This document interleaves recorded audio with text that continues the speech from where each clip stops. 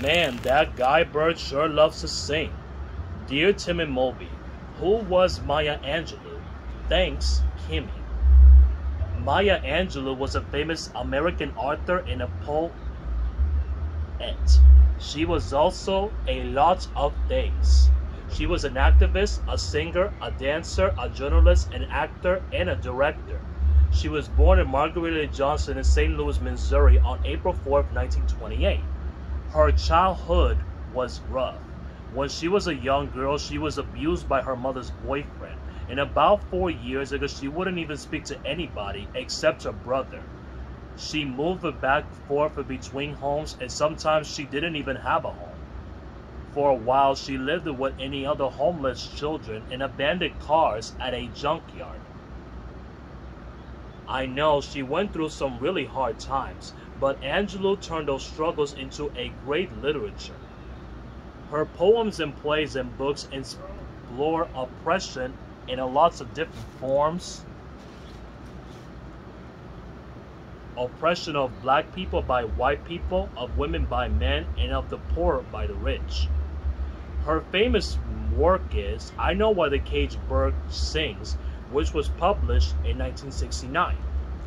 In it, she tells of a story of a young girl named Maya who grew up in Arkansas in the 1930s.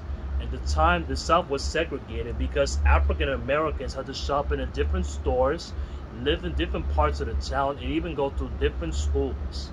They were treated like second-class citizens in pretty much in any other way. Well, yeah, Moby, but it's hard to believe that this wasn't even a long time ago. In the book, racism isn't the Maya's only problem. She goes through some rough events, just like the author did as a child. Her mother's boyfriend abuses her, and even though her mother abandons her, and Maya feels trapped by her property, her skin color, and her gender. She thinks that she is totally powerless over her body and with her destiny. But of course, over the book, she learns to access herself to take control of her life. Well, the character Maya isn't exactly the younger version of Maya Angelou. And the book is based on her childhood, but it's not a strict autobiography. That's a book where somebody writes in their own life history. Instead, Angelou combined fact and fiction in order to make her story more powerful. The book also has a shift in perspective. Sometimes the character speaks an adult as a child. So when you read it, you get two different perspectives in the events of Maya's life.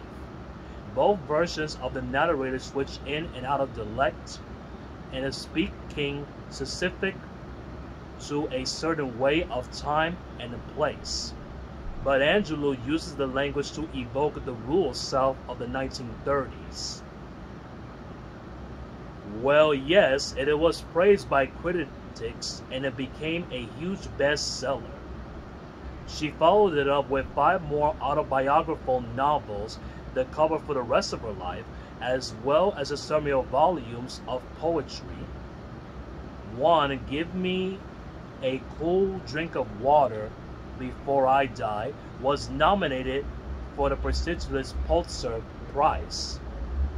Angelou also had a career in film and television, writing screenplays, directing films, and appearing TV programs. She's been nominated for Tony and Emmy Awards for acting. And in 1993, she read her poem on the pulse of mourning at President Bill Clinton's inauguration. She became the first African American and the first woman to receive this honor. And in 2010, she accepted the Medal of Freedom from Barack Hussein Obama, the country's first African American president. At the end of her life, Maya never slowed down. She was finishing a new book, and when she passed away in 2014, she was 86 years old. Hey Moby, why don't we open that cage for a minute?